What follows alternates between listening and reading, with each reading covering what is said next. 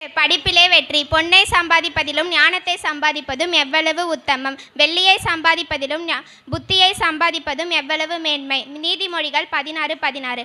நாள் 2. தோல்வியில் வெற்றி. சேனைகளின் தேவனாகிய கர்த்தாவே, உம்முடைய வல்லமை உள்ள கர்த்தர் யார்? உம்மை போல் உம்மை உன்னை சூழ்ந்திருக்கிறது. சங்கீதம் 89:8.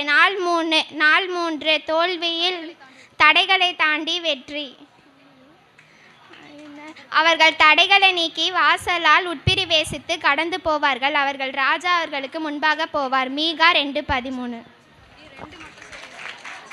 நாள் 1. படிப்பிலே வெற்றி. பொன்னை சம்பாதிப்பதிலும் ஞானத்தை சம்பாதிப்பது எவ்வளவு உத்தமம். வெள்ளியை சம்பாதிப்பது புத்தியை சம்பாதிப்பது எவ்வளவோ மேன்மை. நீதிமொழிகள் 16:16. நாள் 2. தோல்வியிலே வெற்றி. சேனைகளின் தேவனாகிய கர்த்தாவே, உம்மை போல் வல்லமை உள்ள கர்த்தர் யார்? உம்மை சூழ்ந்திருக்கிறது. சங்கீதம் 89:8. சங்கீதம் 14. சங்கீதம் 14. தேவன் இல்லை என்று மதிக்கெட்டவன் தன் இருதயத்தில் சொல்லிக் கொள்கிறான். அவர்கள் தங்களை கெடுத்து அருவருப்பான கிரியைகளை செய்து வருகிறார்கள். நன்மை செய்கிறவன் ஒருவனும் இல்லை. தேவனை தேடுகிற உணர்வுள்ளவன் உண்டோ என்று பார்க்க கர்த்தர் பரலோகத்திலிருந்து மனுபுத்திரரை கண்ணோக்கினார். எல்லாரும் வழி விலகி ஏகமாய் கெட்டு போனார்கள். நன்மை செய்கிறவன் இல்லை, ஒருவனாகிலும் இல்லை. அக்கிரமக்காரரில் ஒருவருக்கும் அறிவில்லையோ. அப்பத்தை பட்சிக்கிறது போல என் ஜனத்தை பட்சிக்கிறார்களே. அவர்கள் கர்த்தரை தொழுது கொள்கிறதில்லை. அங்கே அவர்கள் மிகவும் பயந்தார்கள். தேவன் நீதிமானுடைய சந்நிதியோடு இருக்கிறாரே. சிறுமைப்பட்டவர்களுக்கு கர்த்தர் அடைக்கலமாய் இருக்கிறார் என்று சொல்லி நீங்கள் அவனுடைய ஆலோசனையை அலட்சியம் பண்ணீர்கள். சியோனில் இருந்து இஸ்ரவேலுக்கு ரட்சிப்பு வருவதாக. கர்த்தர் தம்முடைய ஜனத்தின் சிறையிருப்பை திருப்பும் போது யாக்கோப்புக்கு களிப்பும் இஸ்ரவேலுக்கு மகிழ்ச்சியும் உண்டாகும். தேங்க்யூ. சங்கீதம் 130. கர்த்தாவே, ஆழங்களிலிருந்து உம்மை நோக்கி கூப்பிடுகிறேன். ஆண்டவரே, என் சத்தத்தை கேளும். என் விண்ணப்பங்களின் சத்தத்திற்கும் செவிகள் கவனித்திருப்பதாக.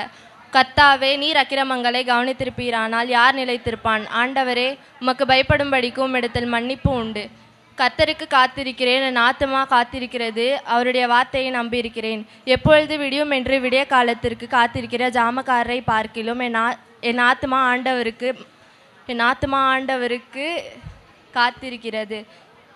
இஸ்ரவேல் கர்த்தரை நம்பியிருப்பதாக. கர்த்தரிடத்தில் கிருபையும் அவரிடத்தில் தீரலான மீட்பும் உண்டு.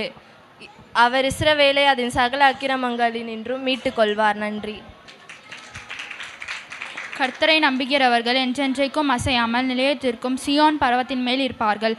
பர்வதங்கள் எருசலேமை சுற்றிலும் இருக்குமா போல் கர்த்தர் இது முதல் என்றென்றைக்கும் தம்முடைய ஜனத்தை சுற்றிலும் இருக்கிறார்.